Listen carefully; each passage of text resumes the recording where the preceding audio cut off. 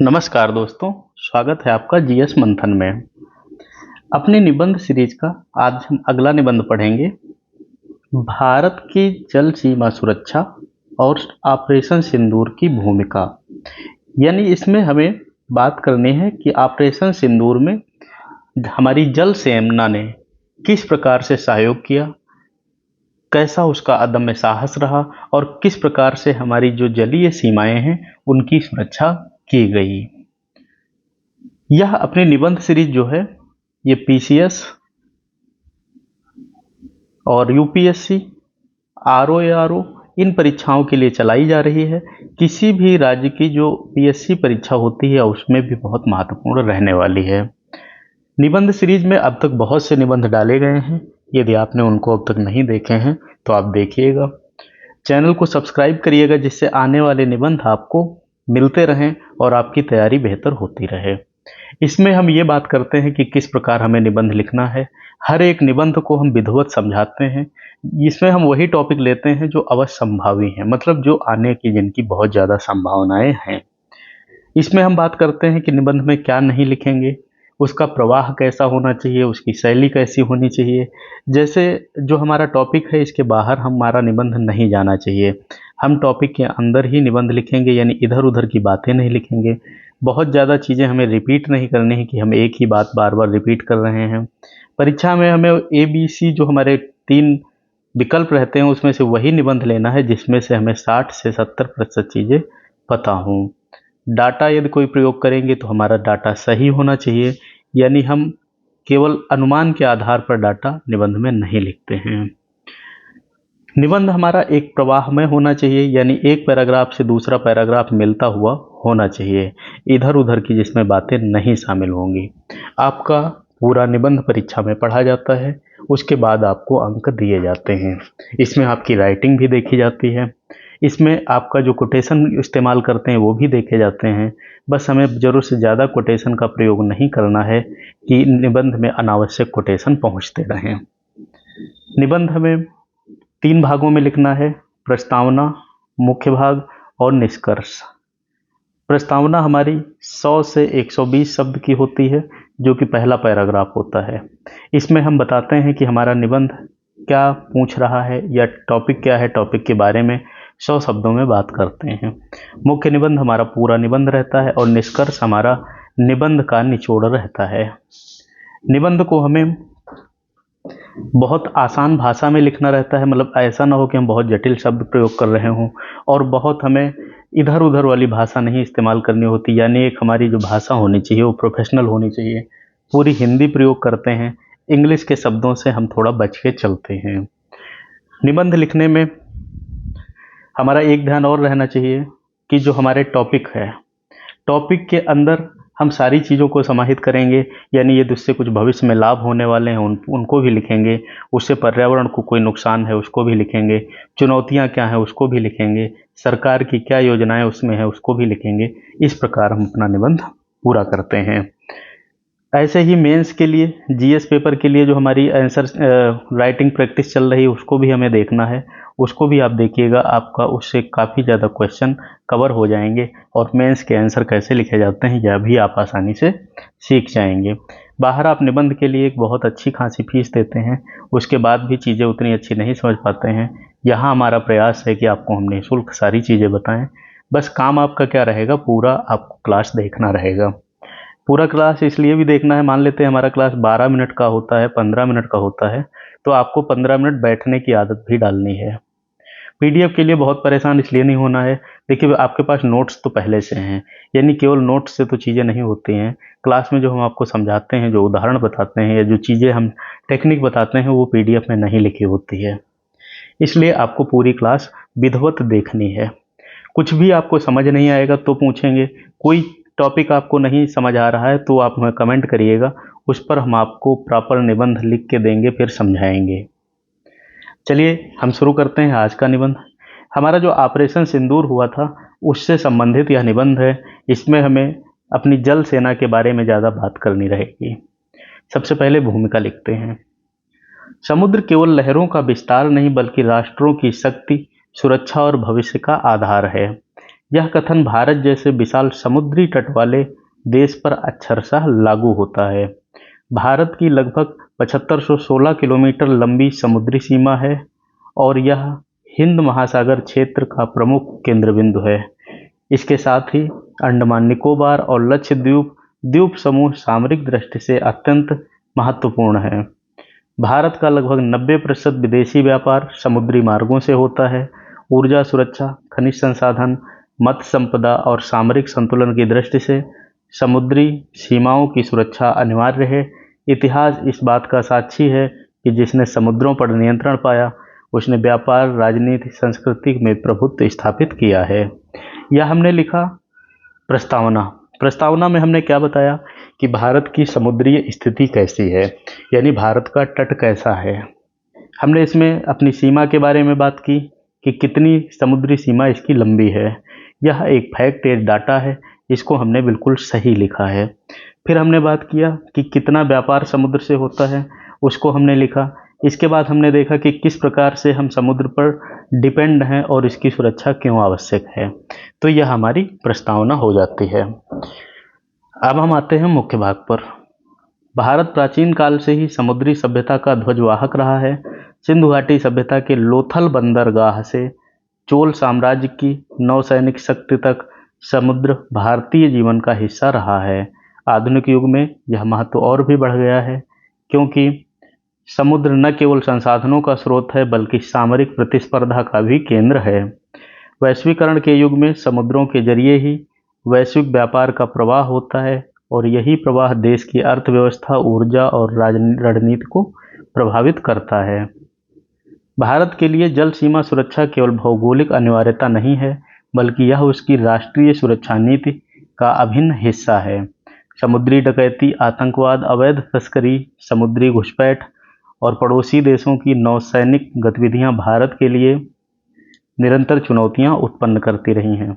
26/11 के मुंबई हमले ने यह स्पष्ट कर दिया कि समुद्री सीमाएं असुरक्षित रहने पर आंतरिक सुरक्षा भी खतरे में पड़ सकती है। इसी पृष्ठभूमि में भारतीय नौसेना ने समय समय पर कई अभियानों का संचालन किया, जिसमें ऑपरेशन सिंदूर का विशेष महत्व रहा है। इस भाग में हमने क्या बताया कि पहले हमने इतिहास की बात की कि लोथल किस प्रकार बहुत ज़्यादा हमारा सहयोग करता रहा है। फिर हमने बताया कि 26/11 में क्या हमसे चूक हो गई थी, जो समुद्री मार्ग से थोड़ा हमारे साथ घटनाएं बिगड़ी। धीरे धीरे हम प्रवाह की तरफ आए, इतिहास से चले और 26/11 तक आए। अब हम उसके बाद सिंदूर की बात करेंगे। ऑपरेशन सिंदूर केवल एक सैन्य अभियान नहीं बल्कि भारत की सामरिक दृष्टि से और समुद्री शक्ति का प्रतीक है। इसका उद्देश्य समुद्री सीमाओं को सुरक्षित करना, नौसैनिक शक्ति को सुदृढ़ करना, क्षेत्रीय संतुलन स्थापित करना रहा है। इस अभियान में आधुनिक पनडुब्बियों, युद्धपोतों, राडार और निगरानी प्रणालियों का उपयोग किया गया है। भारत ने स्वदेशी तकनीक और अंतर्राष्ट्रीय सहयोग का सहारा लेकर अपनी नौसैनिक शक्ति को नई ऊंचाई दी। यह अभियान न केवल समुद्री सुरक्षा सुनिश्चित करता है बल्कि ऊर्जा सुरक्षा, व्यापार मार्गों की रक्षा और वैश्विक कूटनीति में महत्वपूर्ण योगदान देता है। समुद्र पर नियंत्रण का अर्थ है संसाधनों पर नियंत्रण और संसाधनों पर नियंत्रण का अर्थ है शक्ति। हिंद महासागर क्षेत्र में आज चीन, अमेरिका, जापान और ऑस्ट्रेलिया जैसी महाशक्तियां अपनी उपस्थिति दर्ज करा रही हैं। चीन की स्ट्रिंग ऑफ पर्ल्स नीति, पाकिस्तान के साथ उसकी बढ़ती नौसैनिक साझेदारी भारत के लिए गंभीर चिंता का विषय है। ऐसे समय में ऑपरेशन सिंदूर भारत की रणनीतिक तैयारी और आत्मनिर्भरता का परिचायक है। महात्मा गांधी ने कहा था, स्वतंत्रता तभी सुरक्षित रह सकती है जब हम अपनी सीमाओं की रक्षा करने में सक्षम हैं। यह विचार समुद्री सीमाओं पर भी समान रूप से लागू होता है। ऑपरेशन सिंदूर ने भारत की समुद्री निगरानी क्षमता को मजबूत किया है। अब भारत हिंद महासागर क्षेत्र में केवल एक क्षेत्रीय शक्ति ही नहीं बल्कि वैश्विक सामरिक खिलाड़ी के रूप में उभर रहा है। इस अभियान के माध्यम से भारत ने यह स्पष्ट कर दिया कि वह अपने समुद्री हितों की रक्षा के लिए सक्षम और तत्पर है। समुद्री मार्गों से होकर गुजरने वाले तेल और गैस के टैंकरों की सुरक्षा, मत्स्य उद्योग का संरक्षण, अपतटीय खनिजों का दोहन और तटीय समुदायों की सुरक्षा इस अभियान से सुनिश्चित हुई है। देखिए, जो अपनी मेंस की जीएस की सीरीज चलाई जा रही है उसमें भी हम ऐसे एक एक प्रश्न को समझाते हैं, इसलिए आप चैनल को सब्सक्राइब करिएगा, जिससे कि आपका जीएस का पोर्शन भी साथ में तैयार होता रहे और आंसर राइटिंग प्रैक्टिस आपकी अच्छी होती रहे। यह भी ध्यान देने योग्य है कि ऑपरेशन सिंदूर ने भारत की कूटनीतिक छांव को भी सुदृढ़ किया है। भारत अब क्षेत्रीय देशों के साथ संयुक्त नौसैनिक अभ्यासों और सहयोगी अभियानों के माध्यम से सागर अर्थात security and growth for all in the region की नीति को लागू कर रहा है। यह नीति केवल समुद्री सीमाओं की सुरक्षा तक सीमित नहीं है, बल्कि यह पूरे हिंद महासागर क्षेत्र में स्थिरता और विकास का आधार बनती है। हालांकि चुनौतियां अब भी बनी हैं। हमने क्या कहा था, हमें चुनौतियां भी उससे संबंधित लिखनी है यदि कहीं पर आ रही हैं तो। चीन की बढ़ती नौसैनिक शक्ति, पाकिस्तान की रणनीतियां, समुद्री आतंकवाद, जलवायु परिवर्तन के कारण समुद्री आपदाएं, अत्याधुनिक तकनीक की कमी भारत की राह कठिन बनाती है। इसके अतिरिक्त आर्टिफिशियल इंटेलिजेंस और साइबर हमलों के युग में समुद्री सुरक्षा केवल जहाज़ों, पनडुब्बियों तक सीमित नहीं रह गई है, बल्कि यह डिजिटल युद्ध का भी हिस्सा बन चुकी है। इन चुनौतियों से निपटने के लिए भारत को अपनी नौसेना आधुनिकीकरण जारी रखना होगा, स्वदेशी उत्पादन को प्रोत्साहन देना होगा, ताकि मेक इन इंडिया के अंतर्गत पनडुब्बियां, राडार, मिसाइल निगरानी प्रणालियां देश से ही निर्मित हों। क्षेत्रीय सहयोग को सुदृढ़ करना होगा, ताकि हिंद महासागर के छोटे बड़े सभी देश मिलकर साझा सुरक्षा ढांचा तैयार कर सकें। समुद्री निगरानी के लिए सैटेलाइट और ड्रोन तकनीक का प्रयोग करना होगा और नौसैनिक बलों के प्रशिक्षण एवं विस्तार पर भी ध्यान देना होगा। समुद्र से सुरक्षा राष्ट्र की समृद्धि का आधार है। यह विचार भारत की राष्ट्रीय नीति में स्पष्ट झलकता है। ऑपरेशन सिंदूर ने यह सिद्ध कर दिया कि भारत केवल भूमि पर ही नहीं, बल्कि समुद्र में भी अपनी शक्ति का लोहा मनवा सकता है। यह अभियान आत्मनिर्भर भारत की उस परिकल्पना का हिस्सा है जिसमें सुरक्षा और विकास दोनों जुड़े हुए हैं। समुद्री सुरक्षा सुनिश्चित कर भारत न केवल अपनी सीमाओं की रक्षा करता है, बल्कि वैश्विक व्यापार और ऊर्जा प्रवाह को भी सुरक्षित बनाता है। आज भारत की एक उभरती वैश्विक शक्ति है। उसकी इस यात्रा में सुरक्षा की भूमिका निर्णायक है। यदि भारत को 21वीं सदी में महासत्ता बनना है तो उसे अपने समुद्री हितों की रक्षा करनी ही होगी। ऑपरेशन सिंदूर इस दिशा में मील का पत्थर साबित हुआ। इस अभियान ने यह संदेश दिया कि भारत अपनी जल सीमा सुरक्षा के प्रति न केवल जागरूक है, बल्कि वह हर सुरक्षा का चुनौती का सामना करने के लिए भी तैयार है। तो यह हमारा मुख्य भाग हुआ। इसमें हम ऑपरेशन सिंदूर की बाकी चीज़ें नहीं लिखेंगे, क्योंकि यह हमसे केवल समुद्री सुरक्षा के बारे में बात कर रहा है। जब हमसे ऑपरेशन सिंदूर के बारे में दूसरी तरीके से वो पूछेगा, यानी वो पूछ ले कि एक निर्णायक युद्ध था, ऐसा युद्ध था, उसमें हमें युद्ध का जिक्र करना है। यहाँ पर हमें अपनी समुद्री ताकत के जिक्र करना था। ये थोड़ा ध्यान रखिएगा। अंततः मतलब अब हम निष्कर्ष लिख रहे हैं। यह कहा जा सकता है कि भारत की जल सीमा सुरक्षा केवल भौगोलिक या सामरिक अनिवार्यता नहीं, बल्कि राष्ट्रीय अस्तित्व और भविष्य की समृद्धि से जुड़ा प्रश्न है। ऑपरेशन सिंदूर ने इस दिशा में जो योगदान दिया है, वह आने वाले समय में भारत की शक्ति, सुरक्षा और गौरव की गाथा का आधार बनेगा।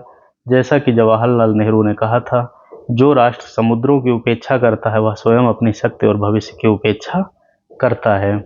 भारत ने इस सत्य को स्वीकार करते हुए अपनी नौसैनिक नीति और अभियानों के माध्यम से यह सिद्ध कर दिया है कि वह युद्ध से आने वाली हर चुनौती का सामना करने और हर अवसर का लाभ उठाने के लिए पूरी तरह सक्षम है।